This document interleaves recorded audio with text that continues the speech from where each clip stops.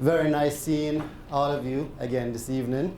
Many of you have encountered during the inspection process or journey. And it is indeed a journey. And as we go through the presentation this afternoon, you will come to appreciate and realize that many of your colleagues are along the road. No entity or licensee that we've inspected to date have had a perfect report. For everybody that we've inspected, there were some area that improvements could be found, or some area of the law where there were not full compliance. So we're going to share some of those statistics with you this evening as a matter of sharing experiences and giving you a sense of what is happening. But importantly, one of the areas where we found a high degree of non-compliance or partial compliance was in agencies adopting a risk-based approach. So we're going to actually spend a fair bit of the evening talking about that idea of a risk-based approach and the optimal way to go about doing that. Initially, we will start off by just sharing some background information in relation to DCI. I understand that a lot of people have had a long day.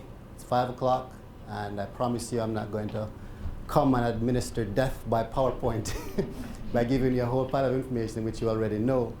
But some of this information that I'm imparting within the initial segment of the presentation were put together based on questions that people have asked. You know, people have questioned the authority of the department in carrying out the function that is being carried out.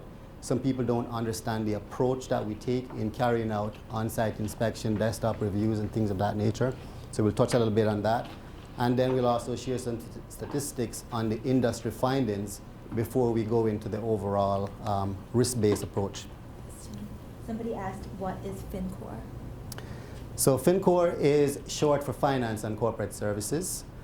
We are a small firm. We do consulting work and we do finance work. So my background, for instance, I spent about 10.5 years as a proud civil servant, holding several senior positions within government, Director of Budget and Management, Acting Accountant General, Chief Financial Officer for the Ministry of Finance. FinCor started in 2015, and we've worked largely with several public sector agencies in healthcare, technology area, the police, and Department of Commerce and Investment, assisting in various initiatives. So I try, and many of you will notice from my on-site inspection with you, not to talk about my own company from a private perspective, because we're very cognizant of the fact that this is a public sector agency, and we don't want to introduce conflicts of interest or otherwise. So I try not to delve into too much about what my company does for this particular purpose. We're just representing the Department of Commerce and Investment and assisting in the process that you guys are involved in. So Claudia spoke earlier about the department becoming the supervisor for designated non-financial business and professions in 2017. So that was legislatively when the responsibility was passed on, but the inspection regime essentially began in earnest last year. The conundrum, if you will, that we encounter is Department of Commerce and Investment promotes business. They carry out the licensing regime. They want to encourage entrepreneurship. They want business to flourish. Fundamentally, that's what the business does. But then this aspect of supervision comes into it, and we've actually had persons make the representation that they're of the view that we're trying to put them out of business because they are required to carry out due diligence, or they are required to conduct a business approach, or they're required to introduce training for their staff. Nothing could be further from the truth. By ensuring that businesses are operating compliantly, we're actually protecting the industry and in the same vein, promoting commerce. One of the ways that we do that is to ensure that we have an effective regime for monitoring compliance. And our monitoring function has mainly been around the anti-money laundering regulations, AMLR, and proceeds of crime law, POCL.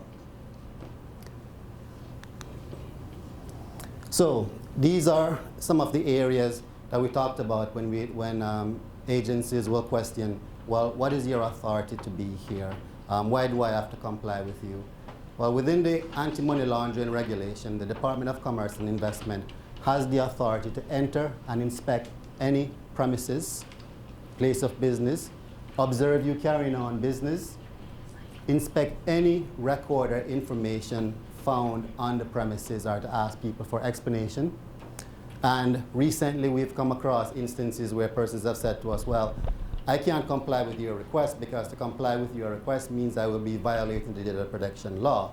Because when my client gave me the information that you're asking me to show you, they did not give it to me under the understanding that I was going to be sharing it with you.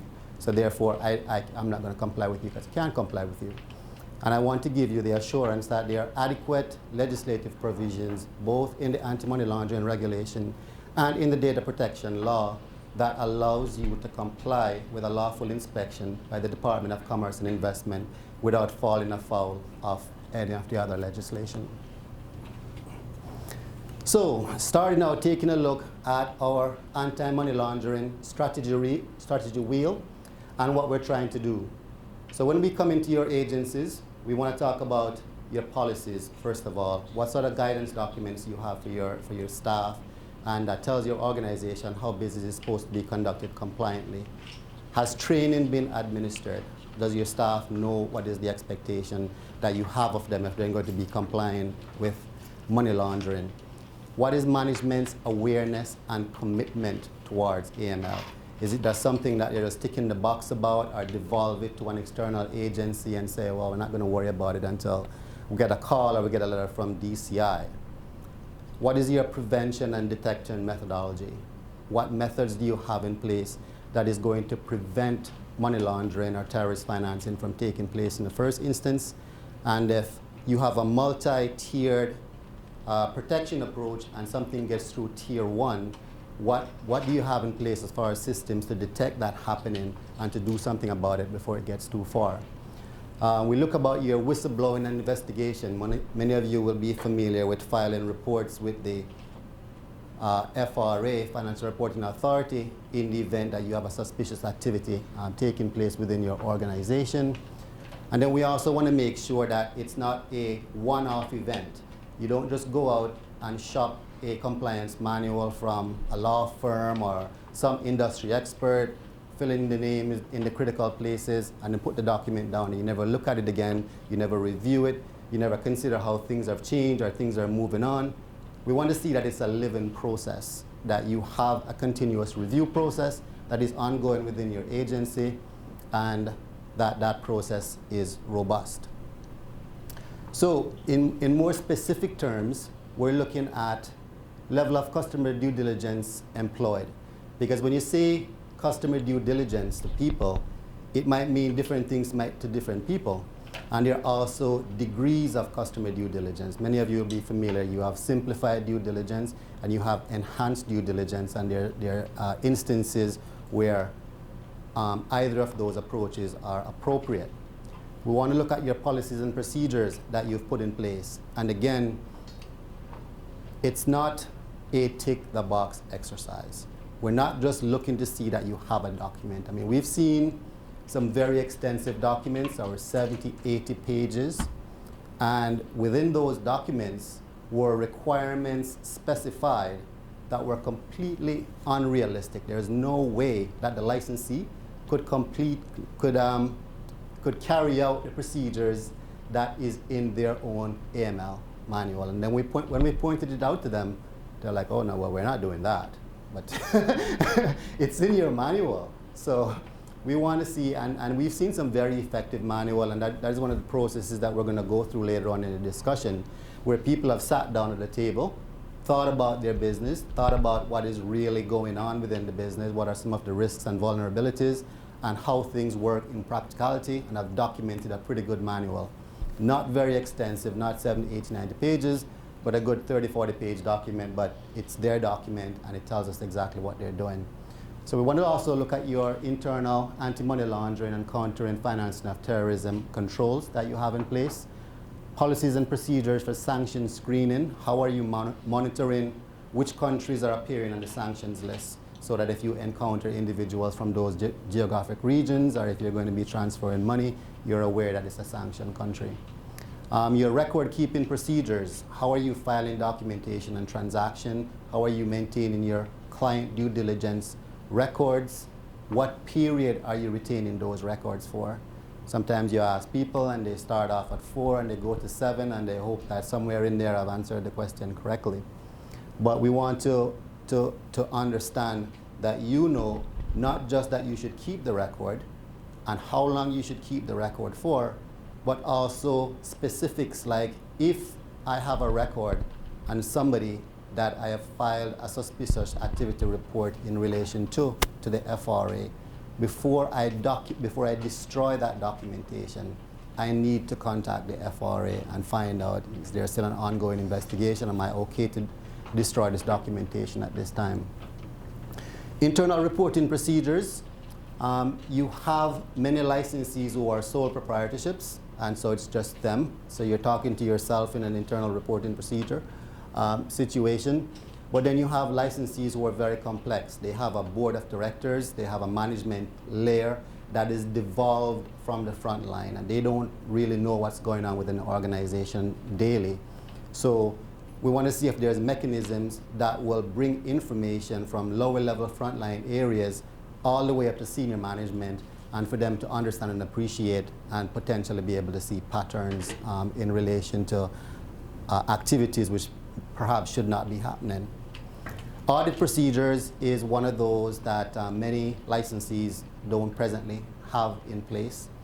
And by audit procedures, we're talking about circumstances where you think you've done everything right. You've appointed your money laundering reporting officer, your compliance officer, you've got your manual in place, you've got all of these things, but nobody's ever tested it. We've gone in and we've looked at licensees and they've got all the rules right. This is all the procedure, it all looks good.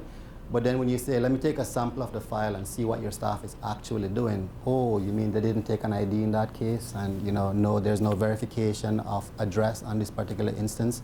So we get audit procedures where somebody independent will come in, look at your money laundering regime, take a look at your policies and procedures, do a bit of sampling, and can give management, where management is not intimately involved, some assurance that things are working correctly.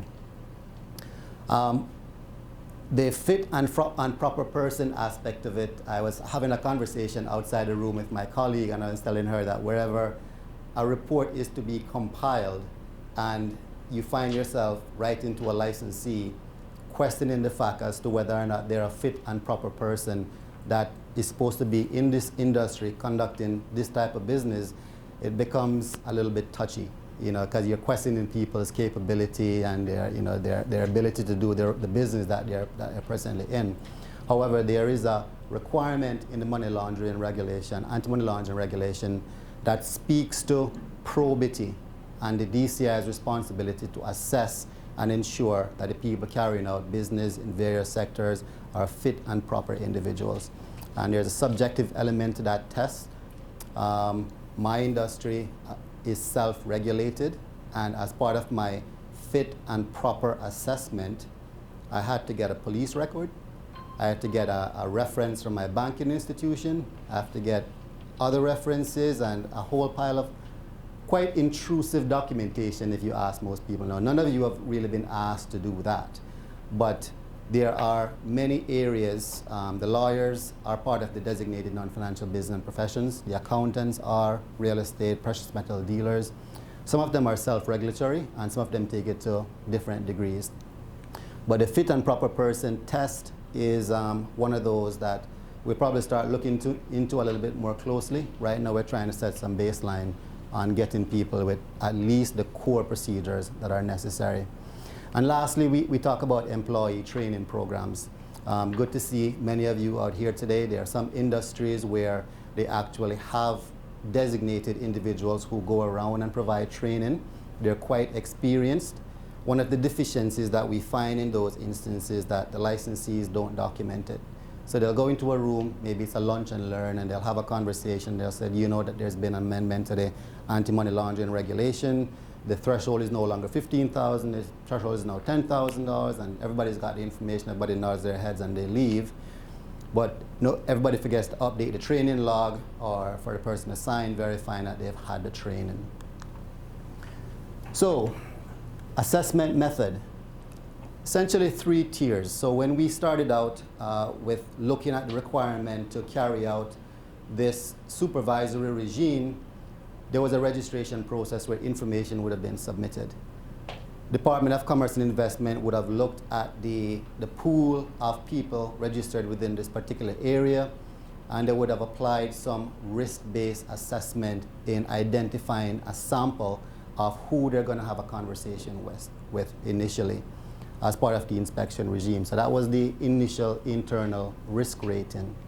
Once those samples were identified, you would have all received letters, and it would have invited you to submit documentations. Can I see a copy of your anti-money laundering policies? Can I see a copy of your training log that you have for your individual? Can I see your business risk assessment and things of that nature? Those documentation, when provided in advance of the inspection, is reviewed by the compliance team in-house against best practices, against the legislation, against what you know to be the correct way of going about it. And that enables the on-site review visit when we get there for us to say to you, do you realize you have this provision in your AML manual and you can't comply with it on any reasonable basis at all? And give you that sort of review and give you that sort of assessment that your training records are being maintained, but you need to document this within it. Your business risk assessment that you've carried out, you did a fairly good job at it, but have you considered these other factors? So it really allows the benefit of having gone to multiple agencies, having been intimately involved with the legislation, development of the legislation, to come to be a benefit for you, because you've said, this is my work, I'm not an expert here in some cases, and can you take a look at it and tell me, can I improve it? Is it good? Is it bad? So. So we do an on-site review where we talk to many of you are people who are at the on-site review that I've met and spoken to in the capacity of MLRO or AML CO. And we want to kind of get a sense of an understanding of the level of knowledge. Now, many of the businesses are doing well. The economy is doing great, and they certainly have the ability to go out on contract with people who are professional compliance officers. And they want to bring them to the interviews and sit down here, sort of like my lawyer, and just ask them the question and they'll give you the answer. That's not the result that we're seeking, because quite often those individuals are not in the business day to day. So when you encounter someone who is presenting in a suspicious manner, transaction that is very risky, and the actual people in the business has no idea what's going on, they don't know the legislation, they don't know the policy, they don't know the regulations, then you're going to fail, because the person who you've hired externally to come and sort of defend you today is not going to be there at that time. So in recent interviews, we've actually been excluding some of these individuals from the discussion, because we want to get an honest assessment as to how well your business has implemented anti-money laundering and terrorist financing procedures. And finally, from the on-site review process, we do some sample file reviews. And that might be, okay, let's see your manual with your CDD documentation for the real estate sector. We might say, give us a list of all the sales that you've made between 2018, 2019. And we'll randomly go through and pick out 10, 15, depending on the amount that you've done. And we'll look at those files to ensure that the proper procedures in accordance with your AML manual and in accordance with the money laundering regulation is being carried out. If I'm going too fast, let me know. At any point you have a question, let me know. All right, so following the assessment procedure of picking out a sample, going out and doing a desktop review and coming out and having a conversation, then we prepare a report, and many of you might have received that report as well. The report essentially advises you of the legal obligations. So it will say to you, for instance, under Part 3 of the Anti-Money Laundering Regulation, you as a licensee is required to do ABC.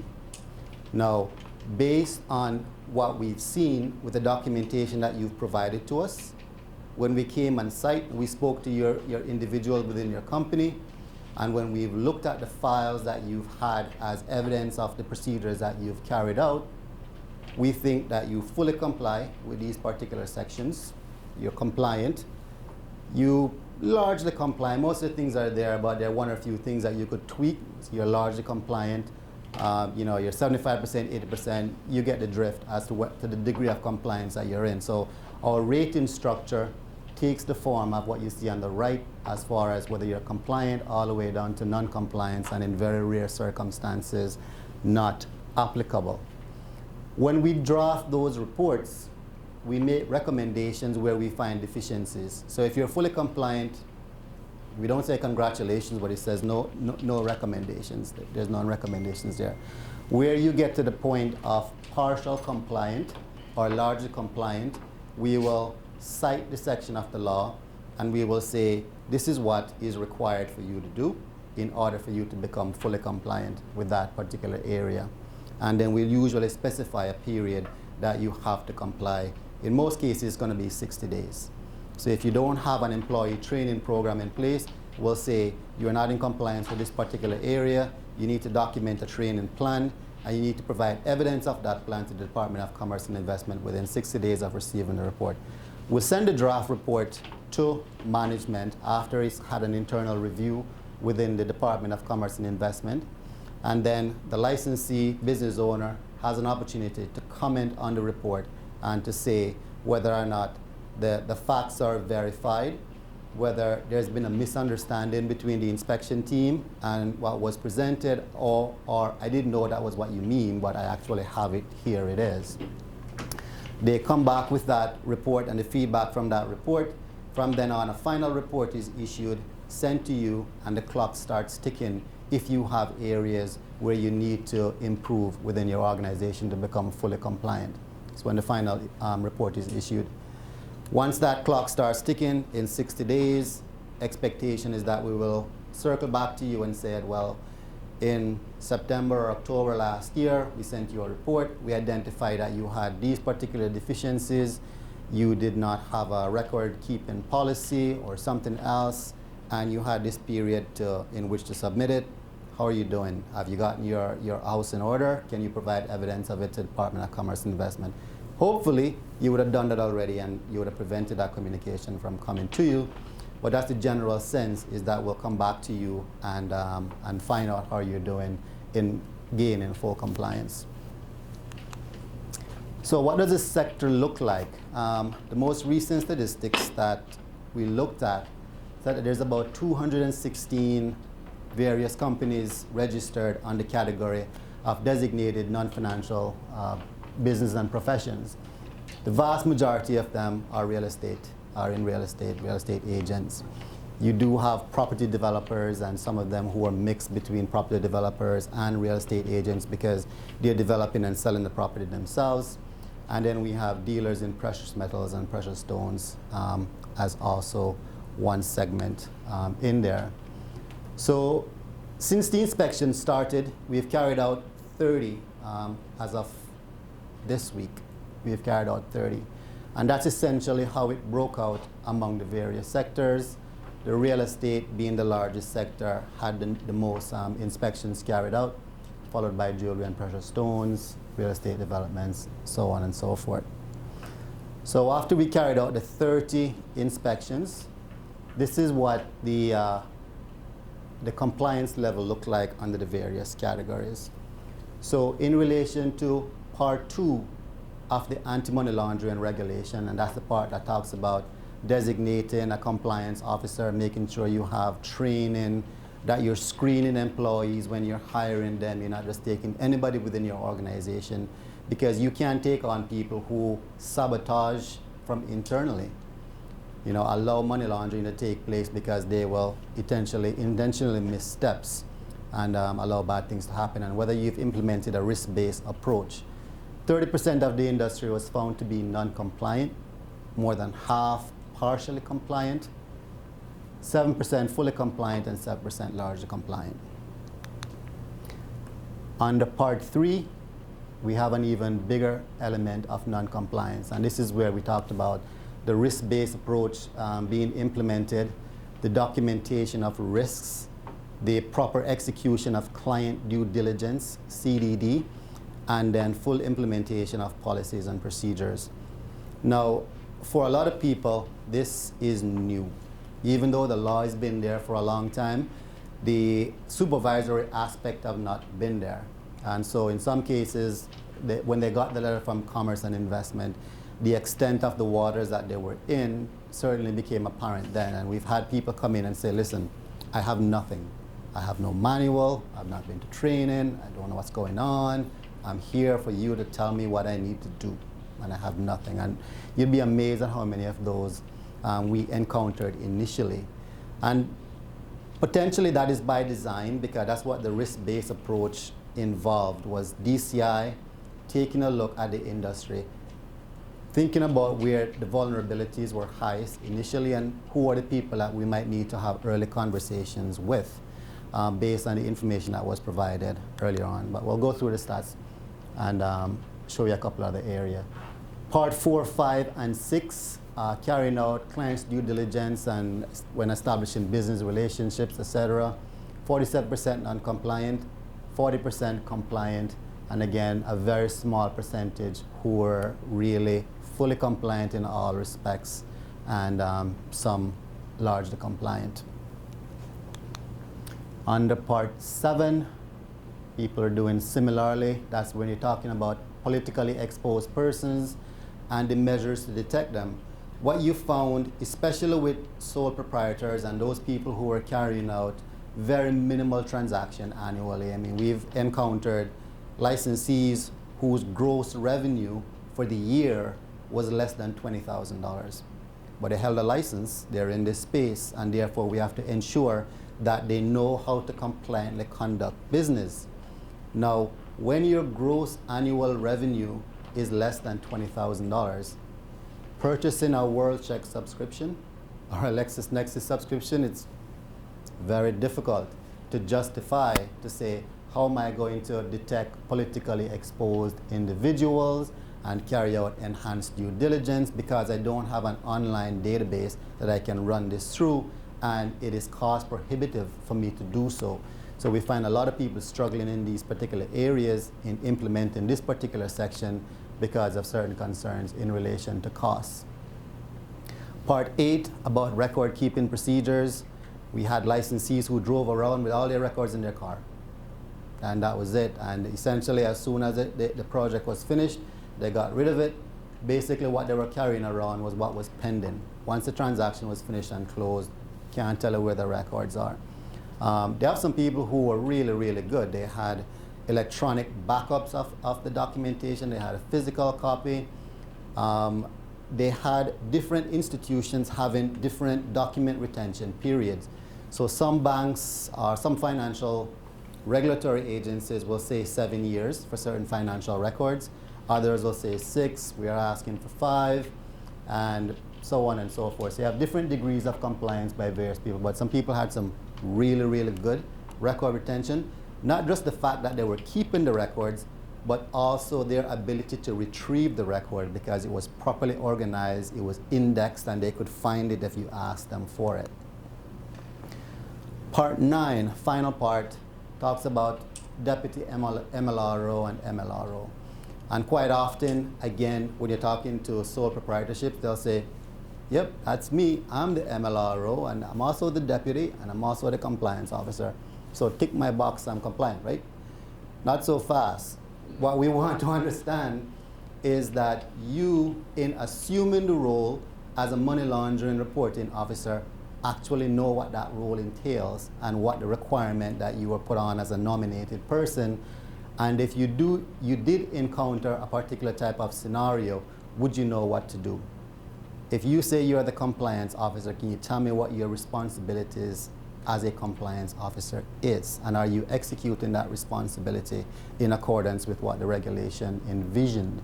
And what you find in many instances was, yes, I was wearing a hat, but I had no idea what wearing that hat meant.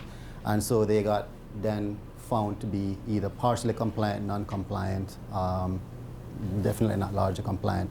Because we don't just want somebody in the post, we want somebody who knows what they're doing in the post. So overall, that is what it looks like as far as the legend at the bottom showing that a very small percentage of licensees inspected out of the 30 found themselves fully compliant. And you'll see that the largest area of non-compliance relative to the anti-money laundering regulation was actually in Part 3, and that is the risk-based approach, which is where we will spend quite a bit of time this afternoon going through that in more detail, so that when you walk away today, you understand how you can go back to your individual businesses, and if you haven't done it as yet, how to carry out a business risk assessment. And if you've already done one, when you go to review it, what are some of the things that you might want to be considering and looking at? Question says, any alternative for WorldCheck and LexisNexis? Small businesses like me can't really afford those. So again, the situation is trying to be prescriptive, right? We've known individuals using Regulatory Data Corp as their database check. There's a cost associated with that as well. There are a few that are more in line from a lower cost perspective. As part of the sign up, do we have email addresses? You guys put in email addresses for the sign up? Okay. Well, along with a copy of the presentation, when I send out the information, I also include a couple of other options. Now, I can't say to you that Department of Commerce and Investment is going to fully endorse these, but something is better than nothing, right? The premium subscriptions are the more expensive one that will get really in-depth and have more extensive database for you to check against. There are avenues on the internet where you can go on and check for free or just do a simple Google search. Some people do that. But the level of reliance that you're able to place on that sort of due diligence methodology is certainly significantly less than the other ones, which are more established.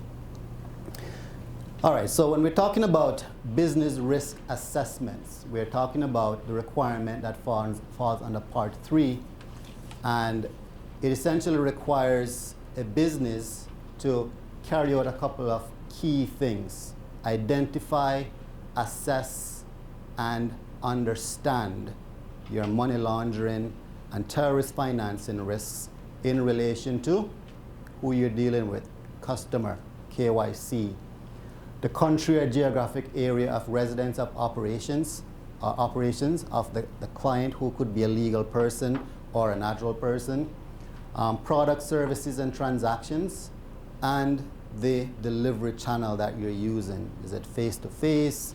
Is it an internet connection? Does somebody just came to my website and submitted something, or I just happened to have gotten an email? Relatively new area. They're talking about for those individuals, believe it or not, there are licensees in Cayman who are accepting Bitcoins and other forms of virtual currency as settlement, payment for goods and services. So as technology evolves, as you find new ways that people are finding to tender payments for goods and services that maintains their anonymity because they're essentially bearer currency, then your anti-money laundering regime have to evolve along with these new elements on the playing field, if you will. So the law actually requires that if you are launching a new type of product or new type of service, a new way of doing business, that before you go live, you actually make an assessment as to what sort of money laundering risk will this present for my business, and do I have adequate controls and mitigating measures to address those risks which are being presented. In addition to the technology aspect of it and the know your customer, the anti-money laundering regulations don't just require you to consider it, but they want you to actually document that consideration and the things that you considered. You want you to consider all your relevant risk, periodically review those risks, ensure that you have a mechanism to convey it to people like Department of Commerce and Investment, so that when we are going to conduct the desktop review and we say, can we see a copy of your business risk assessment? You don't say, can I come over and tell you about it? No, you can actually send us a document that shows us that you put thought into it and this is what it looks like at a particular time. We also want you to implement approved policies and controls to mitigate whatever risk you might have considered as part of your consideration process. See that there are mechanisms in place for you to monitor that, to see whether or not the controls that you thought about, the things that you thought were in place to mitigate risk are actually there. And when the risk identified so requires, that you're able to implement client due diligence and enhance client due diligence where there's heightened risk. So what's the reason? Why do we do a business risk assessment? For one thing, it helps you to identify your operational risks. And most of those operational risks, or many of those operational risks, might not be immediately apparent in just going about on a day-to-day basis. Something could slip you. So by having a focus period to think about wearing the hat of the criminal, for instance, and how can I be vulnerable, where are my risk factors, and document it, it allows you to be able to be more aware. Assessing the likelihood of something happening and also the impact of that thing happening. Most of you have, well, is anybody really into risk management and the COSO model and all those things, where you do likelihood times impact to get a risk score, and then the higher the likelihood and the impact is, the higher your risk score is. That's kind of what it's talking about in terms of the assessment, but we'll get into that a little bit more. You then assess the controls that you have in place to mitigate the risk identified, and then once you've done that overall consideration, then you get to decide, how am I going to spend my resources? You know, if my big risk is that I might be, my business might be used by politically exposed individuals who are part of corrupt foreign organizations or governments who are looking to launder money within the Cayman Islands, then maybe a subscription to a premium database online to filter my clients might be a worthy use of resources. But until you really assess your playing field and consider what my risk elements are, you're probably shooting blind in terms of where you should be focusing majority of your risk. So the risk consideration is very important, because as a result of you carrying out that risk consideration, you could conclude that the risk presented within my particular business is at a particular level where simplified due diligence may be appropriate for certain types of transaction. One of the things that you must be cognizant of is that the risk that you arrive at in rating your organization overall cannot be inconsistent, according to the anti-money laundering regulations, with the most recent national risk assessment or guidance issued by the Department of Commerce and Investments. So in these two particular categories, we had the national risk assessment in 2015. Very cutely, it didn't say real estate agents were low risk. It said that they were less vulnerable and presented lower risk, except for sales to international buyers. So in theory, when you carry out a risk assessment in relation to a real estate company, you could arrive at a relatively low risk given all the various factors that you consider. Not the same for dealers in precious metals and precious stones. They were rated as having a medium level of vulnerability. So there are some inherent risk within operating in that particular commercial space, which are not easily mitigated for you to be able to say, nope, I'm just doing simply due diligence because everybody to me is very low risk. That would be inconsistent with the national risk assessment for the Cayman Islands that was carried out. This morning, I was at a training course for a company that accepts online payments and takes Bitcoin. Is this considered high risk? Online payment, because your delivery channel has certain level of anonymity to it. Bitcoin can have certain level of anonymity to it. It doesn't automatically means a big red X and a no-no, but it certainly does increase your risk factors when you start dealing with virtual currencies and your delivery channel. The more secure delivery channel is face-to-face. Come sit down in front of me, let's have a conversation, let's do business. When when it's just somebody on the other side of an email, I can go and I can set up a new email account in 3.5 minutes. It's not a big deal. And then I could be anybody I want. I could be Meghan Markle. You never know.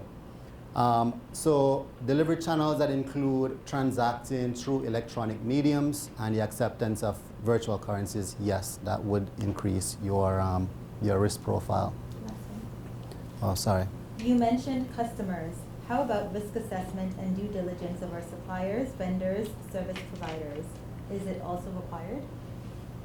So the focus within the anti-money laundering regulation is you as the vendor, seller, and your relationship with your customer and making sure that the customer is operating compliantly.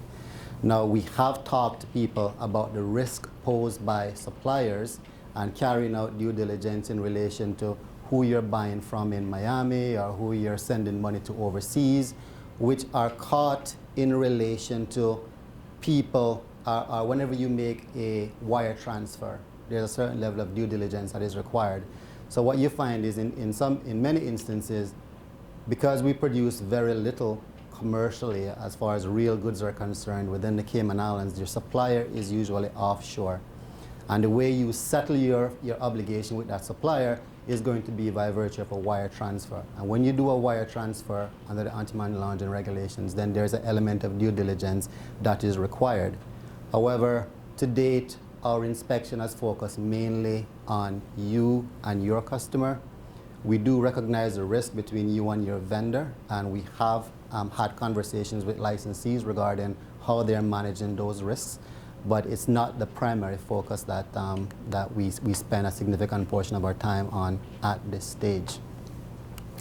One of the things that I want to make crystal clear is that regardless of your residual risk assessment after you've carried out your consideration of what is involved in the business, you cannot get away from client due diligence.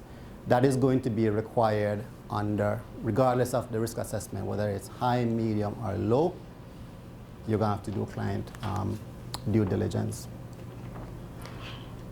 So, in considering your overall area of risk management, some of the things that you want to consider is your potential vulnerabilities. Where is it possible that my business could be utilized or involved in money laundering? One of them is receiving funds from proceeds of crime, facilitating illegal business activities for known criminals, terrorists, and unscrupulous players, failing to identify and report suspicious transaction, and assisting with the movement of proceeds of crime.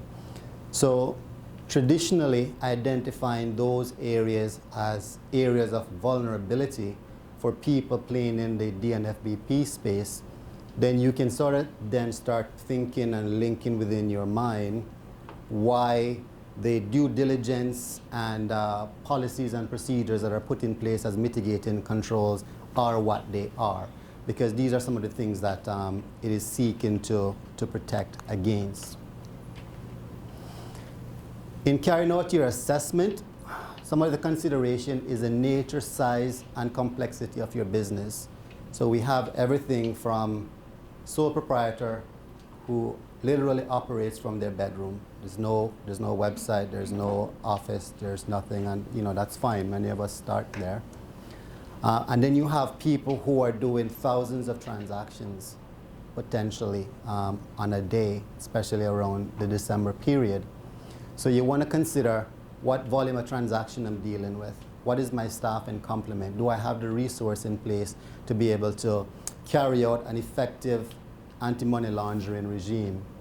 What does my business hierarchy look like? Do I have the ability, if my procedures have detected a politically exposed person, under the law it says that management approval is required before the business relationship is formed and you continue.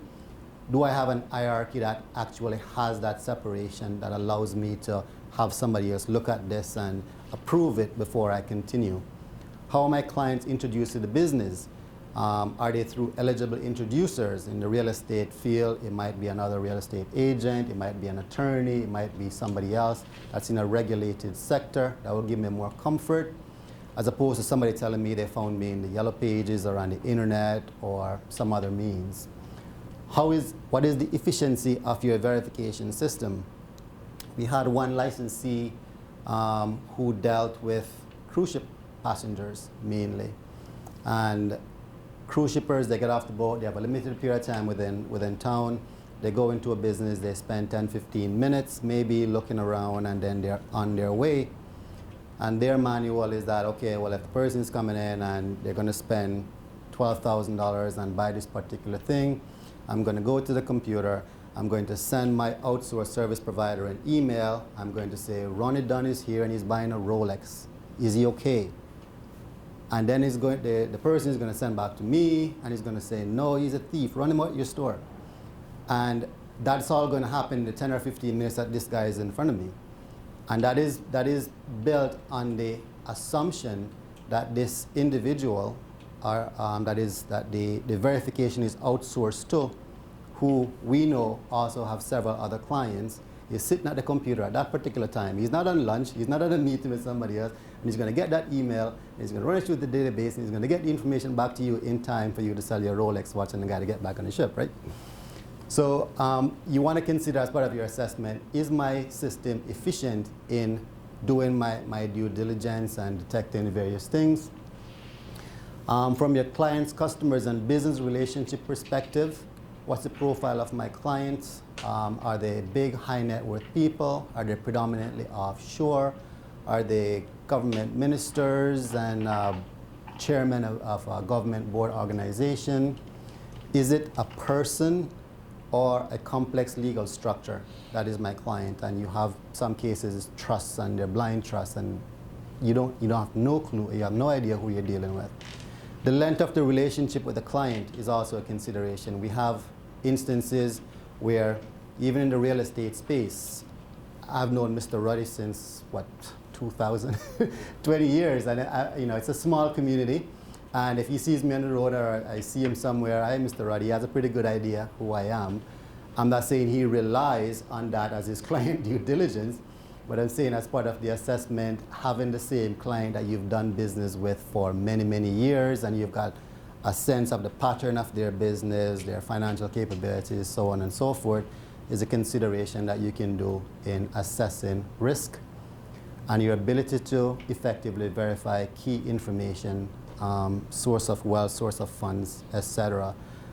I had one inspection last week, and the person was making a real estate purchase, and it says source of funds, and the person write fisherman, and that was it. So they tick the box, yep, I verified the source of fund. He says he's a fisherman and he's got the money. No, it's perfectly fine. He could be selling a lot of fish. And he might come to this money legitimately, but are you really, really comfortable that you have verified the source of funds when he just simply says it's fisherman? For one thing, I've been on the waterfront buying fish. It's usually a cash transaction when you're down there buying fish. I've also spent 5 years in special constables with the RCIPS, and I know that fishermen pick up other things than fish when they're at sea at times. So for some people, it would give you some pause and some concern in relation to the representation that was made, and your assessment would certainly be influenced as to whether you can assess that source of funds. Again, in a real estate transaction, majority of it is bank loan financing. You'll get a copy of the draft that a person got as a result of the proceeds of loan, and that makes you feel a little bit more comfortable that I know the source of the funds or the source of wealth of the individual. But yeah, it's a consideration. So I have another question. Does the risk level for the DPMS, I think they're talking about our sector, depend on whether licensees are traders in loose stones or bulk metals versus finished goods such as a ring or a watch? So the level of granularity don't really go to that level of detail. It tends to be your dealer in precious metal, dealer in precious stones, and things like diamonds. I mean, the world is becoming a little bit more sophisticated now, where you have things like blockchain that people are using to track things as they move from country to country and difference in region. But in many instances, they're essentially bearer instrument. So you have a gold ring or any item made of a precious metal. You can easily melt it and configure it into something else. Diamond is sometimes very difficult to trace if it's not stamped or identified in some other way. So we'll get into some of those considerations when it relates to precious metal dealers, and also when it relates to real estate companies a little bit further. I just had a quick question about the example you made for the cruise ship customer. Mm-hmm. What do you recommend in that case? Because what you spelled out there is what we are being asked to do is verify every customer. It's not possible for a retailer to do that. It's no one, exactly what you said, no one is sitting at their computer at their exact time to run that while you have a customer in front of you. So what do you recommend we do? So you, within your own business, and we'll go through the various assessments and consideration that you have as part of the presentation. So you're going to sit down and you're going to assess my business. And I said, the risk is somebody is going to be able to come off the ship, very transient person. He's going to tell me that he's had to leave his passport on board, so he doesn't have any identification procedure, and he's going to buy something from me and then going to find out afterwards that he was using a fake credit card, or the cash was counterfeiting, or whatever the case may be. And then you have to really assess in those situations what are some of the management controls that I can put in place other than running the individual through a sanctioning database or world check database. Each business is going to be different based on your individual circumstances. Ms. Gomez and I were the ones that was on that particular inspection. And we came back and what we said was that it's not practical for you to do it, but there might be other things that you can set as a matter of policy in terms of the type of currency that you require. And I know Celine will actually insist on certain methods. If somebody's coming in and buying a Rolex watch, that there is actually forms that people have to fill out, and they have to subject themselves to the due diligence that is required. So to a certain extent, the business appetite in relation to risk, the type of, so you could say, well, some people feel more comfortable if it's a credit card that is being presented with as opposed to an envelope of cash. Yeah, it's just that the comment, the response that we have gotten was that we have to ensure that sanction screening is performed on all customers regardless of the amount of the purchase or money laundering suspicion. So regardless of the amount, you're saying a $500, I'm just saying, no. This is what this So says, relevant right? financial business, 10,000. So, right, and that's what we do. We do the KYC for all customers, but I'm saying that's not what was stated in our report, and it specified sanction screening. That's only done through the website and stuff. So what we're talking about here, using all the measure we can, get a copy of the passport and stuff. We do everything for the 10,000, but to request something like that was $500 purchase, was not practical, and that's one of the things that we had to respond to, because it's just not practical in retail to, sorry, so can I get all your details so I can do a sanction screen? Right. And it's different if it's real estate because you have the time, because it's not a deal that's done in one day, but for us it's customers that in and out. Yes, retail. it's very challenging, it's very difficult, and you'll see later on that we talked about that there's no one prescribed method that's going to be a one-size-fits-all, not even by the Financial Action Task Force. It requires you to assess your business, document your controls. They need to have some level of rigor to them and robustness, and that's where us as the supervisory authority will come in and say, yeah, that can work, or no, I think this is a little bit too loose and you need to strengthen that in there. But there's certain element that you're going to have to come up with custom made, but certainly not for $500 or $1,000. Geographic location as a consideration in relation to risk, place where principal business is conducted, the indexing and assessment of the country where the business is principally conducted, and whether or not there's an effective anti-money laundering regime. I mean, there's some things that we'll talk about when we've come, and I guess we're in government, he's everybody's premier. So we'll say, well, if the premier walks in, he's a politically exposed person, does that mean he can't buy a Rolex watch? Or he can't buy a piece of land for his child? or somebody it happens to be from Trinidad and Tobago or somewhere else that's supposed to be on the sanction list, doesn't mean I can't do any business at all with them.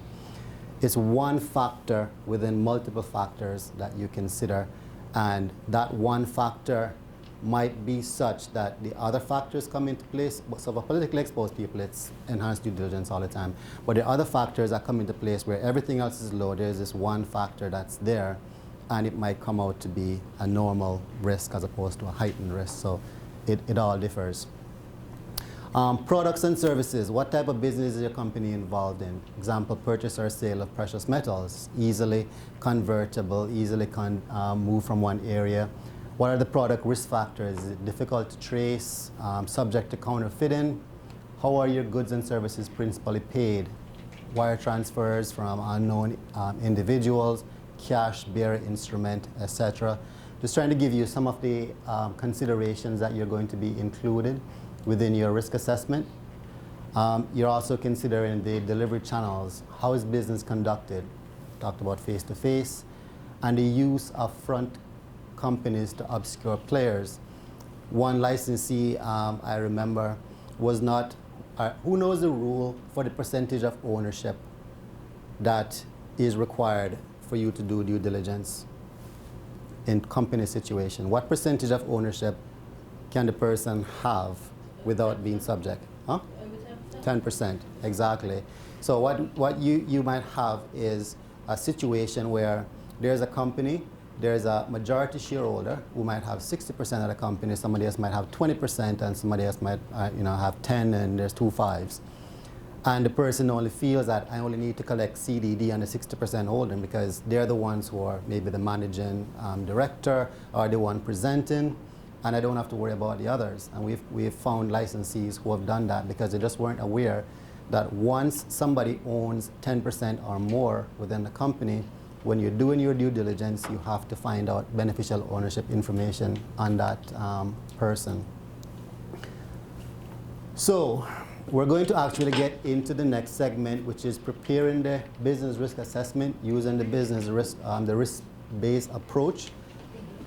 So this section, we're going to be talking about the development of a risk assessment matrix using the risk-based approach.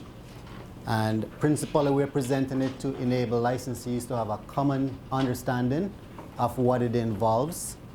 Gives you some high-level principles that you can take away those kind of key questions and ask them of yourselves, document it, and see how your overall risk assessment shakes out. Now, I was talking about that quote earlier. You see it at the bottom there. There are no universally accepted methodologies that prescribe the nature and extent of a risk-based approach. However, if you have one that is effective, it will involve identifying and categorizing money laundering and terrorist financial risk and establishing reasonable controls based on those risks. And this is from the Financial Action Task Force. So what we're going to be doing is to go into a little bit of the identification of those categories of risks and then controls and how we get to a residual area that gives us a reasonable assurance as to where we should be. So why do we carry out things based on a risk-based approach? We talk about risk-based. Does anybody know what the other approach is that is normally used instead of risk-based approach? They refer to it as a rules-based approach, which is essentially, these are the rules, these are the boxes, and it's less favored these days because people just tend to get to the sense that I just got to go through here and I just got to tick all these boxes, and once I tick these boxes, everything is fine. I have not really considered what am I doing? Is this a real risk? Is it a mitigated risk? I'm just ticking the boxes. So we take a risk-based approach to ensure that measures are commensurate with the risk identified, again, in how we are allocating resources, and that we are allocating those resources based on maximum risk assessment areas. And that's going to be your likelihood of something occurring times the impact that it would have if that particular risk was to materialize. Now, The ultimate objective is not to prevent you from getting customers to run off the person who wants to come into your store and legitimately buy something because you're grilling them so hard they feel like a criminal. Maybe I'm here shopping for an engagement ring for my girlfriend and you put me through the ringer and embarrassing me, and so I walk out. I don't want to do business with you. That's not what this is meant to do. It's meant to allow you, honest people, to access your services and for there to be a deterrent factor for unscrupulous individuals who might want to launder money using your business. Yeah. So, nature, size, and complexity of the business. You're documenting your risk assessment. One of the things that you might say is, I'm looking at my business and my business has 10 staff. We do about 50 transactions a week. Average value of each transaction is about $3,000–$4,000. And my new customers are usually referred to me by industry partners or people I've known for a while, so on and so forth. And you start jotting down almost in a narrative form or a conversational form, what is your assessment of your business from a consideration of the nature, size, and complexity. Based on the risk that you are identifying in describing your business in those terms, you can then start thinking about, well, if my business looks like this, what sort of risk kind of appears naturally based on how fast transactions are going through, how much staff I have, how people are paying me. And then you start considering and documenting what controls do I have in place to make sure that this is legitimate, that these things are happening by the people who they say they are and the purpose which they say that they are doing it. So one of the things that you may consider as a control is, when is management approval required? If somebody walks into your jewelry store and they want to spend $25,000, is my sales agent empowered to just immediately carry out that transaction? Or do they need to refer this to a floor manager or somebody up the chain to come and ensure that the proper due diligence is carried out? We found in instances where it's arguable that there is a potential conflict because the person who is the money laundering reporting officer, the compliance officer, is also the lead salesperson within the organization. And then you have that thing, I have this potential. My salary at the end of the month is based on commission. Nobody's going to send me to Foster's with more money if I told them that I caught a guy here doing this, or I sent away this customer as declined business. So from a control perspective, do I have people in place who are supposed to detect money laundering but whose motive may be elsewhere because they're conflicted in the role that they're playing within the organization? When was my staff last trained? Do they understand the legal consequences of money laundering? And I was reading recently, and he gave the example that money laundering, notwithstanding the terminology, doesn't even have to involve money. They gave the example of airport workers who were stealing things from people's luggages. And the offense of money laundering was, I guess you qualified for it when he took the iPad he had stolen from the person's suitcase and brought it down the road to the drug dealer and exchanged it for some dope. There was no money involved, but he was transferring or benefiting from an ill-gotten resource, iPad, and translating it into a benefit for himself, and then they consider it to be money laundering and successfully prosecuted. So training individually, DCI interventions by your industry experts allows your staff members to recognize and understand instances which might not be readily apparent to the average person as to when illegal activities might be taking place. Do I have documented policies and procedures that everyone follows?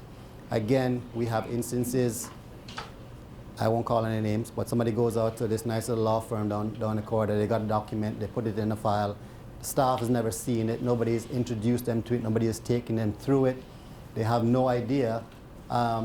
If you have a suspicious activity, who do you report it to? You guys. And it's clear that the training isn't taking place within the organization. The policies and procedures that talk about what you do when certain things arise is not there.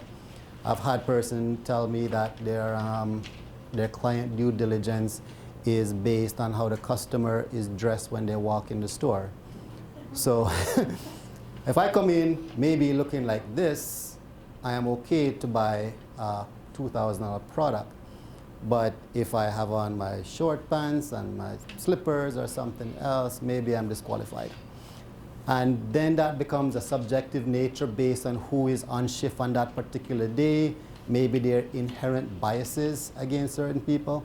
I've been around long, and I can tell you some of the richest people around here don't walk around in suits and ties. When I was 18, I was supervisor of staff for Hertz Rent-A-Car. And I encountered, does anybody know Mr. Smat? Ernie Smat? I encountered him for the first time. I almost threw him out of his own rental franchise. Because he came in with his shirt open, his slippers, his short pants. He was looking through the brochure. He was asking me a whole bunch of questions. And I'm like, what's this bum doing in this placement? But the man owned the place, right? So your assessment of a person as to whether they're risky based on their outward appearance or they carry their hair or their clothing is not really very effective. And so that's why we have policies and procedures which are documented to ensure that thought goes into it and that everybody does it the same way, consistently. And are my due diligence method effective in detecting unscrupulous persons or transactions? And we have the full gamut of people doing various things at various times that they consider to be due diligence. So the idea is that once you've considered the business and the risk that it faces, and you've considered the controls that you have in place to mitigate those risks, so you say, well, you know what, nobody's going to come in here and conduct this type of business without management being aware of it, because my policy and procedure says when this side of situation presents, somebody's got to come to me. And if there's a politically exposed person, I'm going to be able to find it out because I'm going to run it through my very reputable database, and that's going to happen. And I'm going to have CDD and source of funds if somebody's buying a $40,000 particular item. You say, okay, well, what's left? What are some of the areas where I really can't put anything practically in place to mitigate, and I'm simply going to have to accept that risk as a business person? We talk about your person coming in and buying a $500 item, and they just went over there and buy a $2,500 item, and they just went around the corner and buy something for $8,000. In aggregate, they may be going over the limit of relevant financial business, but they didn't do it all with me today, or my business, or otherwise. So there is a risk that will exist, that will be a residual risk that you do not, at this particular time, have measures in place or safeguards that is going to allow you to eliminate. And based on the level of unmitigated risk that you have left, that's when your particular risk assessment in this area of business is going to be regarded as medium, low, or high. As I say, it's not a one-shot situation whereby this is it and my risk assessment is done. This is one element of the consideration. Another element of the consideration is clients and business relationships. And you want to document your response to the following. What does my typical customer profile look like? So if you have, and we go back to the scenario of judging people by what they look like, right? But a lot of you in your particular business will develop a certain sense of what your client profile looks like and the kind of people who are accessing services at my business or doing business with me. How do they find me? How are they referred to the particular business? Is there contracts with cruise ships that send them to my store? Are there other areas where people are finding me? Are all parties to the transaction are benefiting from the transaction known? So in the case of real estate transaction, it might be somebody sitting here. They are representing the company that's acquiring this piece of commercial real estate or this particular house, but they are representing 4 or 5 other people in the background, but I'm only seeing you. I've only got client due diligence on you. Is that enough for me to feel comfortable? Well, first of all, it doesn't meet the legal requirement, so you have to consider those as potential risk. Are my client PEPs, the resident offshore? How do I confirm if they're empowered to act? So in the case of a legal entity, I might come into the company, and let's say FinCorp, Finance and Corporate Services, is an incorporated organization. Everybody might see me and say that I'm the owner, but is there a legal requirement for the board of directors to pass a resolution that says I can go out and buy a piece of real estate in the name of the company or transact in the name of the company?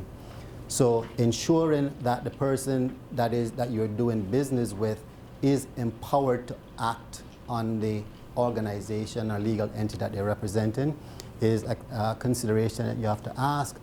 Do they transact through intermediaries or complex legal structures? And I'm pretty sure you guys are aware that you can have it at various levels where there's a holding company, there's a subsidiary company, that subsidiary company has this trade and business license, and you have to keep peeling away the layers until you get to find who the ultimate beneficial owners are, so you can satisfy your due diligence requirements. Can I verify source of wealth or source of funds, and do my clients exhibit a tendency to pay in bearer funds? I have experienced individuals who very successful in their area of work or of business, if you will, but to this day, they don't do formal accounting or otherwise. They will go to the bank, they will draw a large sum of cash, and they will go around, and they're very diligent at settling their obligations or paying, but they will come with an envelope of cash. Now, some people have said, we had one licensee yesterday says, we don't take cash at all. We will give you your bank account, you can go down to the bank and deposit it, but we're not taking any cash from anybody. That's a policy decision that people might make in some sectors. It's not practical in other sectors. But you have to consider it as a potential risk factors as to how my client usually settle their obligation. Question? Mm-hmm. If your purchaser is a church, are they regarded as low risk?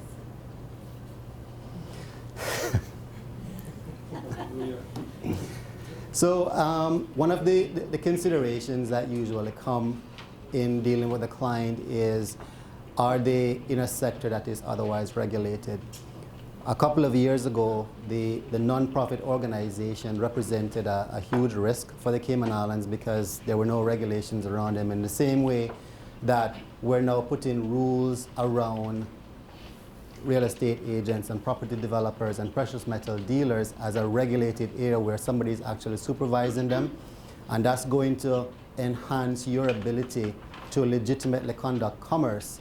Churches fall under the NPO law, and I think the supervision now under General Registry, I believe, that governs non-profit organization, including churches, is creating greater confidence within the industry that a church doing business with you or some other charity that's regulated within the Cayman Islands under the NPO law doesn't present the same level of risk as it did previously.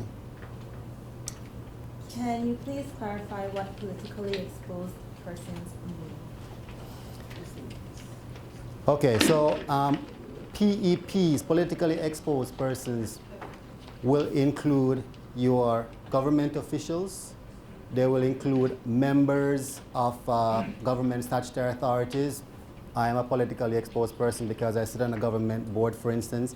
It will include the immediate family of those individuals, so not just the individual themselves, but the spouse of the individual, their children, and brothers and sisters, because that is, in some cases, the way that people hide ill-gotten gains. They will buy the house in their wife's name, or they'll buy the house in their child's name or something else to avoid their connection to it. So quite often people will say, well, if it's not a government minister, and I can name them out, Mr. McTaggart, Ms. Juliana, all these people, then they're not politically exposed people. But it's actually a much wider category. People holding prominent public positions and their immediate families are all caught within that particular area. Very, very difficult to keep track of all of these people, even within our small community. And that's where the use of database comes in that tracks these individuals and flags them. Now, quite often you end up with false positives. So if you run Ronnie Dunn through something, you probably get something about a country singer. So you have to be a little bit more specific in terms of date of birth and nationality and all those things, in terms of flagging me up specifically and seeing that I'm a politically exposed person. I have a question on that also. If the person is a former politician, he's no longer an active politician, would his or her relatives still be considered politically exposed? I don't think that there's a clear designation within the regulations that say at what point you stop, because quite often what has been detected is that people suck assets away during their time in political office and then benefit from it subsequent to. Now, it's not going to hurt that you carry out enhanced due diligence if you have the capability to do so. In many instances, you're not going to go to the client and say to them, you are a politically exposed person, so I need to get this and I need to get that. It just becomes a normal part of your process, but you're having it in your mind. This is a former government minister, that was within government, and therefore, based on my appetite for risk and my risk assessment within my business, I just want to do my enhanced due diligence, so I feel a little bit more comfortable on it. But there's nothing that I saw within the anti-money laundering regulation that says 2 years after demitting office, you're no longer a PEP. Okay, so in regards to those, then we can start thinking again based on the risks that have been identified, how can I mitigate them? One of the things is to develop an effective client risk assessment matrix. Anybody here from Cereba? Cereba members? Oh, you're from Cereba, that's right. And what some people have is actually a spreadsheet that you basically go through and you answer the question, is this person being deemed a politically exposed person? And then you'll get a score from 1 to 3 or 1 to 5, depending on the answer to that question. And what is the delivery channel in relation to this person? Have I been able to verify a source of funds? So on and so forth. And then it will actually come out with a score at the end that tells you whether or not this particular customer requires enhanced due diligence or it's considered a low-risk customer and I can proceed, so on and so forth. Not every agency have that resource or that tool, and not every agency is it practical to do so, but we're talking from a broad perspective. Industry-wise, one of the things that I can say is a mitigating factor is that I run my clients individually through a risk matrix to determine whether or not they're kosher. We talked about the use of international databases, and I just kind of listed those up there because they are used widely among our licensees. And ensuring that there's effective policies and procedures along with staff training.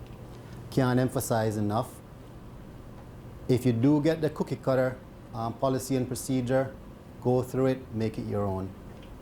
It's a good starting point because it will bring up things that you might not think about individually sitting down trying to do it, so you can start there, but don't end there. We talked about checklists earlier and the fact that we're using a risk-based approach and not a rule-based approach, and so we're not simply going down and checking lists. But a checklist is useful as a reminder of the steps that you have to go through. So I know Cereba uses Form 4 and Form 7. And you go down and, did I collect the form of identification? Have I verified the residential address? Have I established source of funds? And you basically make sure you go down your list and you can say, I've done all of these things. And for me, that's a tool that reminds you of what you're supposed to do. And it is part of a wider program involving a risk-based approach, which is good. Ensuring that management consideration is required for certain types of clients is one mitigating factor. And having specific requirements for when enhanced due diligence is mandatory, and what does that look like? Does it mean you need references? Mike, do you need a bank reference? Do you need a police record? What does your due diligence look like? It will look like different things for different people, but you need to be able to identify what that will look like for you. And as usual, as you go through each of the individual consideration, you come back here. Have I been able to put controls in place to effectively mitigate most risks? What is the potential impact of any risk that is left on the table? And based on your assessment of a risk that I was not able to really do anything about, the impact and the likelihood of that risk occurring is of such significance that I will conclude that that leaves me with a low risk, a medium risk, or a high risk. And so you see it's an iterative process. So you're considering your business and transactions, you're considering your client and your client profile, and for each one of those, you're coming up with a rating system that says this is a high, medium, or low. The next part is your geographic risk, and you talk about your development of a client profile. Am I dealing with just local people, overseas people, a mix of the different types? And what does my client pool look like? If they're overseas, do they reside or conduct business in high-risk jurisdictions? I won't start naming countries in case somebody's from one. What is the reputation of the jurisdiction from which the client comes? You know, are they on sanctioned lists? Are they known as corrupt areas of the world? And therefore, we need to be a little bit more concerned when we're dealing with these people. I've put a little bit inside of here in relation to the real estate industry because I knew that we had inspected quite a bit of realtors, and the invitation went out to those people who were inspected. But in relation to geographic risk, location of property in relation to the buyer might be some consideration. So somebody is in Kruger National Park in South Africa and they want to buy a nice little house in Breakers in there. It's like it's a 15-hour flight to New York and a 5-hour flight to Cayman. Do I really feel comfortable that this, it doesn't mean it's wrong, it doesn't mean it's illegal, it's just that there's some things that then starts adding up to your mind. Does it make sense that the guy has to fly 20 hours to come here to spend a weekend at his Breakers beachfront home? That he's saying is the purpose of this transaction that I'm trying to do. Factors that may result in a determination the country poses a higher risk. Usual stuff, are they sanctioned, are they embargoed by international reputable countries or agencies? Do they have appropriate anti-money laundering and countering financing, terrorism laws, regulations, and other measures? And there are indexes that you can find online. DCI periodically sends out resources as well that talks about some of these geographic regions that one should be concerned about. Have they been identified as sources providing funding for terrorist activities? And have they been known to have significant levels of corruption or criminal activities within those areas? Controls to manage those risks. Proof of address for locals. So some people will ask that they provide their utility bills. It was sort of new to me, and this is why we talk about being on a journey together in inspecting the real estate agents, because most of my experience in dealing with my own financial institution is bring me your CUC bill or your flow bill or your water company bill as your proof of address. But in the real estate sector, the real estate agent will actually go to the person's house and then come back and sign a document that says, I have been to Ronnie Dunn's house and I can verify he lives here. But I asked him, you know, I could be visiting Celine, and I happen to be at Celine's house. When the agent comes and I say, yeah, I live here with Celine, how would you actually know that I'm there? So sometimes a measure that you have in place that you think is an effective measure isn't really foolproof, and people will find ways around it. But in that particular space and in that particular business, agents are using physical visits to location as proof of address. From an overseas perspective, you might place reliance on the honesty of notary publics and justice of the peace, so that if you get a document that's a notarized document, that this is the address of this particular individual, or these are original documents, you can place reliance on those. And then also the use of local representative. The law talks about eligible introducers. When you have a lawyer or a legal firm that's representing a client and they come to you, they are in a regulated industry themselves. They have requirements to conduct client due diligence of their own. And so you might consider that as a mitigating factor to say that the client is being represented by this very reputable law firm who has high risk of reputational damage for things going through, and I feel a little bit more comfortable that they introducing me to this client brings some level of comfort to it because I'm sure that they've carried out their client due diligence. And then some people might just have policy against doing certain types of transactions involving certain jurisdictions. They might say, I'm not going to accept a wire transfer from or to people living in X country. And that's a particular control that's going to mitigate this risk because it's not going to happen in my company. Products and transaction risk. What am I selling? Are my goods and services, well, any goods susceptible to being used in money laundering and terrorist financing? What is my payment mix? Am I getting just bank drafts and transfers from local banks in relation to payments, or are people walking in with significant funds in different forms, which are bearer instruments? Are funds moved locally or offshore, or is there a mix of that sort of movement? People within the real estate industry have pointed out that they have instances where person A comes in and they're doing a transaction and they put on a deposit of $50,000 on this property. A couple of days later, I changed my mind, I don't want to buy it again. But don't send the money back to me, send it over to Miss Darlene. I want you to refund the money to him. And some of those little things raise red flags, and people will say, I'm not even going to give the bank instruction. I'm going to send it back out the exact same way it comes back. It came in the first instance. There's not going to be any variation in how money comes out of my business other than the way it came into my business, and they consider that to be a mitigating factor. As I said, I did put a bit of effort in relation to the real estate sector. Ms. Darlene is ably representing Cereba and others here. But from the real estate sector, you're thinking about the financing of the transaction and parties to the transaction. There are some cases where there may be pressure on the licensee to try to conclude a transaction very fast. And for some people, that may raise a red flag that something is going on here. Why does he want to close by this particular time? Now, it could be legitimate. Could be that he or she is getting a divorce and, we need to get rid of some things right away, or, buy something else. It could be a logical reason as to why they want to do it.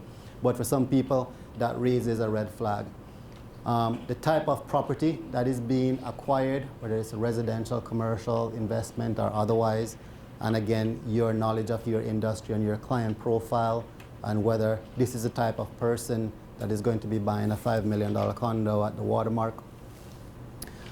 Successive transaction, especially for the same property in a short period of time with unexplained values. So I came and I bought a house this month. I paid $200,000 for it. Within 6 weeks, I want to sell it to this guy, and I'm only going to sell it for $100,000 or some other unexplained change. It could be $300,000, which is not really explained as to why it's being flipped and why the value was changed in such a short period of time. That's obviously being caught by the second agent, looking at the land registry, seeing that this property was just sold recently, what the value is, and there's no rationale as to why it's moving on again so quickly with a change in value. Introduction of known parties at late stage of the transactions. So all throughout the transaction, you and I are being dealing, and then we get close to closing, and all of a sudden this person appears. And now we want you to transfer the property into that person's particular name instead of me. Mm-hmm. If a client does business with your company again within 6 months or a year, do you need to do address verification again? So monitoring of the client relationship. There is trigger points within it, and the trigger points that we're using is whenever there's a new transaction that is occurring. So that question is probably something from the real estate sector. So if you came in today and you carried out a transaction, I'm going to buy a unit that's for sale at the Strand, and I do my client due diligence on you now, it's January, and July comes around and you're coming in for another transaction to be carried out. What I want to do is verify that my due diligence that I have on you on record is still current. So if I have a passport in the first instance and the passport expired in 2025, I'm not going to ask you for a new passport, a copy of a passport again. But if your driver's license is expired, which is what I had on file, I'm going to ask you for a new driver's license. I might query your name again through the database just to make sure that no circumstances has changed since the last time. So to a certain extent, yes, you do renew the due diligence, but it's more of a review process to make sure that the circumstances that obtained then more or less remain the same now. Transaction risk continue when we're talking about third-party vehicles like trusts and complex transaction, under or overvalued transaction, sale of property immediately before restraint or insolvency, or property not being consistent with the profile of the customer.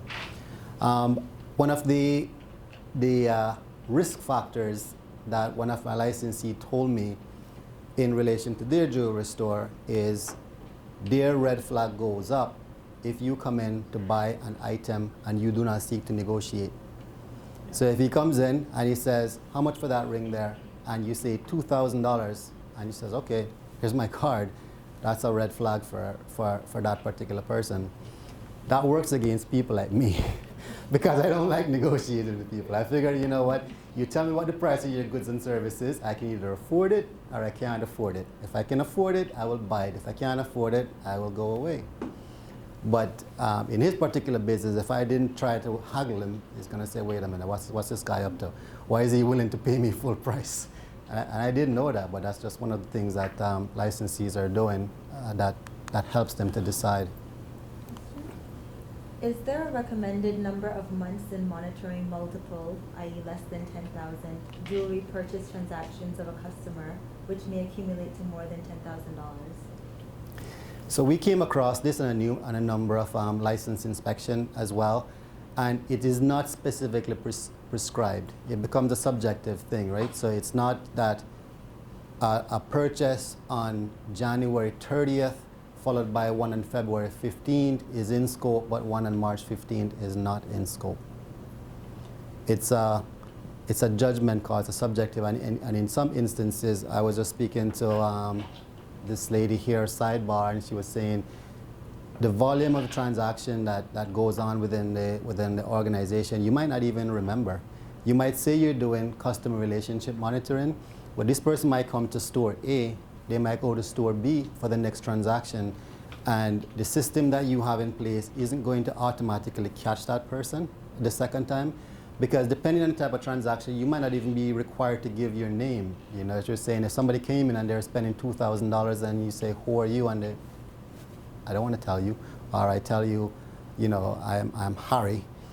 It makes no difference. It means nothing, and my detection system is not going to catch you anyway. So it makes it very difficult to monitor client relationships in certain types of industries and in certain way. And there's not a defined hard and fast that says between 2 months or 3 months or 30 days or 6 months. POCL references cash transactions as the risk focus for relevant businesses. AMLR doesn't specify cash when referring to the 10K. Why the difference? I don't know. Do you guys know why? Well, the POCL is actually the overarching law, which is what sets the pace. And the regulations just takes its directions from the law and gives you sort of a more granular way of doing, things. So it's almost like you have the law, which is the overarching, then you have the regulations which breaks it down a little more, and then the guidance notes then breaks it down a little bit more to give you more detail of what to do. Now, I cannot explain the true reason why they would not put it in the regulations, but it's in the overarching law, and it's maybe because when you talk about relevant financial business, covers financial institutions, they cover real estate, they cover attorneys, it covers more, but then in the regulations it sort of breaks it down a little bit more and simplify it. Yeah, and if that makes any sense. might be redundant to That's the say it reason why over and lawyers over. make a lot of money, because they get paid to explain this a little more. But that is my understanding, is that the overarching law and then the regulations simplify it, and then the guidance note simplifies it a little more. One is $15,000. Yeah, I'm glad you said that, because I brought the copies of both today in relation to the fact that one says 15 and one says 10. Because the regulations were updated last year, Yes. but not the law. POCL, I think, is up for review. Revision. Well, the 2020 revision is I think there's 2019, I don't know about it. 2020. Got I it haven't today. seen the 2020. Got it today from RBC website. Okay, well, I Yep. haven't seen it, so It's that already is something it's that we already need to ask. gazetted, and I thought that we would have seen that relevant change. Back to the 10. That is a question to ask, because I'm not 100% sure why there is a difference. And Oh. interestingly, last year when the amendment was made on poker, the one section still says just $15,000, one section in referencing dealers in precious metals and stones specifies $15,000 US dollars, United States dollars. That has now been changed, I think it's 15,000, I don't think it specifies. The currency. US or No, CI. it specifies, currency Yeah. it is specifies the currency in one Yeah. section of poker, but Mhm. in the other section, it doesn't specify the currency. Okay, well, I will endeavor to follow up with that Fine. to see if there was an oversight somewhere and why it is the way it is. Because the money laundering regulation doesn't specify currency. No.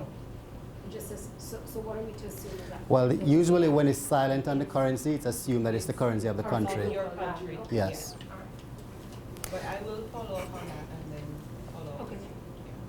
Yeah. I'll ask the persons who get paid to dissect law and how it's written, and I'll get back. Yeah, because in our training, we make reference to it Yeah. when we're training. Yeah. So we're making reference to something that might not be Consistent, correct. that's right. That isn't consistent and might not be Yeah, correct. definitely. And what you find is, Claudia spoke at the opening about a journey, and that all of you guys are on a journey, we're on a journey, the people within government are on a journey as well, because quite often the changes are reactionary, and many of you would have read widely in the press where it came from European Union directives and Financial Action Task Force, and it's a matter of go back, change your legislation and comply with it, or there's going to be a serious conversation between us. And as in the case when the Constitution came about, there were several other laws that immediately were incompatible or inconsistent with this overarching law, but you couldn't change everything all at once. So over time, those inconsistencies are identified, they're addressed, and things fall in line. Interestingly, from some of the inspections that we've had, one of the things that we went back to DCI and say, you know what, this representation by this licensee is a legitimate concern. It's a legitimate instance where the law may not be drafted to be workable, or they might need to be carved out and put into a different section that considers their circumstance and not be broad brushed and painted in with everybody else. And we think that that should go up to the policy level for consideration for the next round of legislative amendment to make those provisions. So through the engagement and the discussions with you, we are also learning, because it's one thing to sit down in your office and write it. It's the next thing to go out there and live it as a licensee doing business daily, right? Just want to follow up on that, Ronnie, because one of the things we constantly talk about internally is that none of our documents will be final documents, because every month there is something different coming. So we have to go away and sit down and think, okay, how do we apply this to make it practical, especially for a lot of you who are sole traders? How does this work practically for you? We know we have to meet the obligations or the demands of FATF and all the other bodies. And they don't want to hear any excuse as to why this is not happening. But one of the things we found for us is that once we are able to justify our actions, why we're not doing something and the practicality of something not happening, usually they will hear us out. Whether they'll give us a leeway or not is a whole other story. but once you're in a position to justify it. And one of the things, and some of you would probably be happy to hear this, that we've sat internally to decide. Some of you that we've done inspections with are sole traders, especially in the real estate field, are not really active. You just have a license. In case the opportunity comes, you will at least have the license that you can do business. What we've gone away and thought about is, okay, you're not active. When we come to inspect you, what are we testing against? Because you don't have a client base. Yes. So then we went away. I had a meeting last week with the anti-money laundering unit and say, okay, it's a waste of time for us to go in and do a full-blown inspection because they don't have a client base. What are you testing? So we went away, redid our forms to say, let us know if you're active or if you're not active. If you're not active, and we give the definition of inactivity, we will require from you the basic. You have a manual that says you know what to do when you become active, and that you attend our training and advise us when you have a client base. But don't expect us to come in and do an inspection on you because we have nothing to test. You have a PEP register, but you don't have any clients. So we expect you to have a PEP register. Makes no sense. Which then ties back into us as the regulator having to apply a risk-based approach. If you are inactive, what is your risk? Yep. You really have no risk because you're not doing anything. There's no money coming in. So some of you will hear from me in the future, those of you who we came to see before, and you have no clients, but you have a license that you don't want to surrender, and you just want to have it there if the opportunity comes. And then we will monitor you, but we will not actively inspect you. And we require the basic from you. And that's how we try to apply it as best we can. Yep. And one of the things that you'll find is while there is inherently some commonality among the inspection approach, because we're not just inspecting you against our own made-up obligation. There are legal obligations, which I went through earlier, against which you're assessed. It doesn't mean that all the inspections are the same. So last week, for instance, we were at a licensee and we wanted to see some of the employee files for the most recent hires. And he goes, no. I spoke to so-and-so last week, and he told me that when you came down there, you never looked at any employee files. So what do you want to look at my employee files for? And what you might find is instances like Ms. Brady's explaining that this person is a sole trader. They're the only person in the business. They've never had an employee. They might have their employee onboarding procedure within their manual, but they have not hired anybody. So if you say, what is your due diligence or employee screening when you're hiring persons, this person who had just taken on 6 new staff, we could say, did you require a reference check? Did you have a police clearance on file? All of these things as part of our inspection of that individual, because their circumstances were such that that was relevant. The previous person was not relevant. So it's not that it is a discriminatory regime and we're picking on some people and not on others. It's just that in carrying out our supervisory responsibility based on your particular circumstances, your inspection might be different. So just like when Ronnie made reference earlier to your risk-based approach, we have to do the same and identify where is the highest risk in our sector. So we're not asking you to do something that we don't have to do ourselves, because when we go to our joint group meeting and we have to explain how we conducted our inspections, we have to be able to explain to say, well, you know what, this business controls 80% of the market and sells all the property on West Bay Road, the $1 million properties. That's where we would consider a higher risk. But someone who has a real estate who's probably selling one house every 3 years or one house every 4 years is not necessarily a higher risk, because the volume and the type of product that will attract probably someone who's laundering money is not there. So we've been to places before where businesses have said, well, you know, I've been established for many, many years. I've been operating Cayman for all these years. You know, we have a good reputation. Why are you coming to inspect us? We have to be able to go away to explain to the FATF or the CFATF, you know, that business that controls such a large percentage of the market, why haven't you done anything with them? So we can't go away and say to them, you know, that business has been in Cayman since 1970. They're well known. That is not going to satisfy them. No. We need to know what is happening. In the same way that Ronnie was talking about where you're going to apply your resources the most, where you identify your highest risk, we have to do the same because it's really three of us. We can't inspect every business in Cayman that's real estate or a precious metal and stone dealer. We have to then prioritize where in the bucket you fit, and that's why we risk rate and who we're going to focus on first.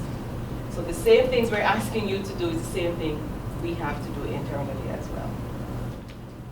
Okay. Great. Okay, so we focus a little bit on the real estate industry. I thought I'd just throw some things in there, the metals and stones. And for those people who are in those particular industry, when you're thinking about inherent risks, are there other ones that you'd throw out there that maybe your colleague or fellow licensee might not be thinking about? So we're thinking about a typical market analysis for my goods and services. What is the susceptibility for it to be used in money laundering, terrorist financing? And people have all heard the stories about blood diamonds and all of these various things that go around based on where you're sourcing things, and the gold that ends up at the pawn shop downtown and all these various things. Funds being transferred to or from overseas, to or from people I've never met, and difficulty at times in verifying source of funds. Can I monitor the relationships? So we talk about, no, it's not really practical for me to monitor these relationships.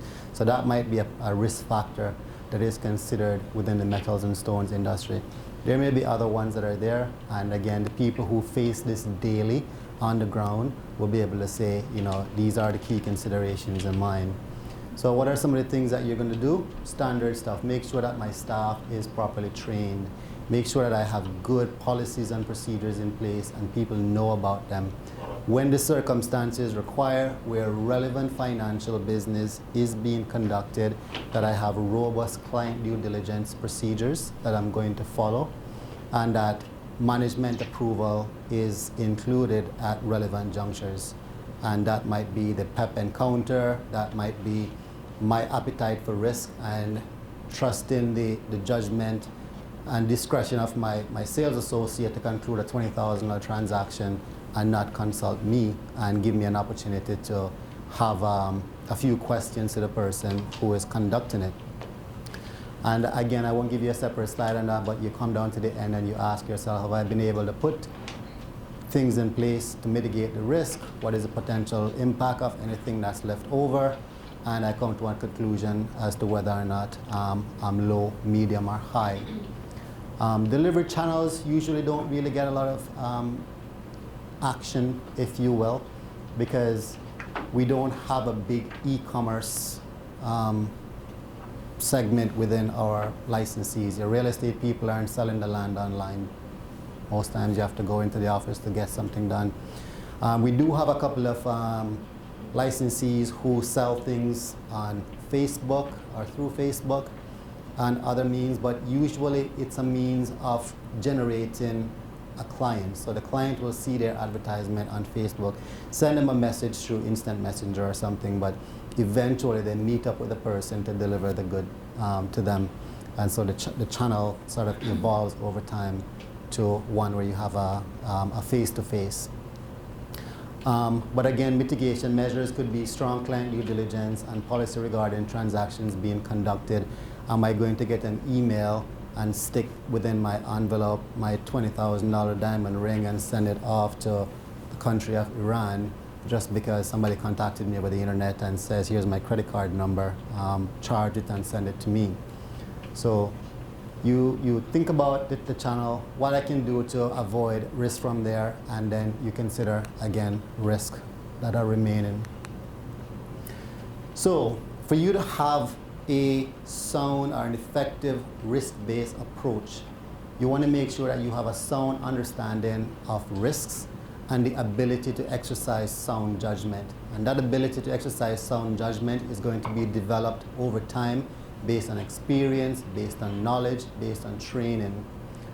Sharing information with competent authorities. I have encountered situations where I went to licensee A and we examined their list of declined business or individuals which they've filed suspicious activity reports in relation to. And there was one instance where somebody filed a SAR and that went, and the other person had the exact same individual, name, date of birth, company, everything. But for them, it wasn't a SAR, it was a declined business. So what you end up with was maybe the FRA getting one indication that something not quite right here, but there wasn't anything corroborating. Now, if you all wrote to the FRA and say, hey, Ronnie Dunn is here trying to do this, then they might want to come and have a conversation with me.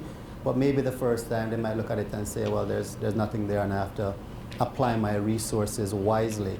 But you as licensees sharing information whenever circumstances arise with the Financial Reporting Authority or other competent authorities enable profiling and matching to take place and better detection than you would on your own. And again, in having an effective risk-based approach, you're going to build that capacity through training, recruitment, professional advice, and learning by doing. That's how many people actually get there. You don't start off as experts.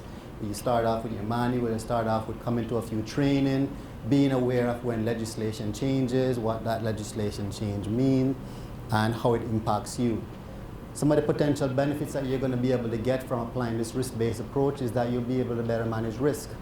You'll be able to put out your resources more efficiently and focus on real and identified threats. It's also going to, because it requires periodic review and updating, it's also going to enable you to adapt to changes over time. Our space, our commerce space, is consistently evolving in the way that commerce is conducted, the players that are involved, and the methods in which they're using it. Now, there will be some challenges identifying appropriate information to conduct a sound risk analysis within my business. Addressing the costs. We talked about the cost of subscription to databases earlier. Greater need for expert staff capable of making this sound decisions. They say the road to hell is paved with good intentions. Some people they're not bad actors. I just want to do honest business, and I just don't have a clue, and I don't have anybody that I can go to or rely upon to give me that advice. And you need that level of advice. So in order for you to have this really effective risk base, you might have to do some consultation. You might have to talk to some people. You might have to get some training. You might have to do some reading. And then developing appropriate response to changing circumstances. So we had 2 amendments in 2019 to the AMLR, and next month, included in the raft of legislation that's going down again, will be a revision to the law. So quite often, new requirements come about. You as a business person is so busy being head cook and bottle washer. I'm HR, I'm marketing, I'm business development, I'm everybody. And then now I have compliance that I have to deal with as well. So that is a challenge for some licensee, is how do I develop appropriate responses to changing circumstances, new legislation, new guidance, new rules that are being issued by DCI, government as a whole, or otherwise. Some of the variables that are going to impact upon your overall risk matrix: involvement of other parties, how did the client come to me, was that person a politically exposed person, the person with whom the business relationship is formed. Is it a legal person? Is it a natural person? Do I have sufficient, clear, credible information about those individuals? So again, a copy of this presentation will be sent to you so you can make reference to the notes that are contained in it. And it is not meant to be prescriptive in the sense that this is what my business risk assessment is. It's meant to give you an idea of the thought process and some of the principles that go about and some of the key questions that I might want to be asking myself in my particular business and in my particular circumstance that allows me to do a business risk assessment. In the end, putting it all together, once you've considered your various risk factors, you've weighted those risk factors in terms of their, again, potential to occur and the impact on the organization if they were to occur, then you're going to come to an overall assessment of your operating environment. That's going to give you a low, medium, or high.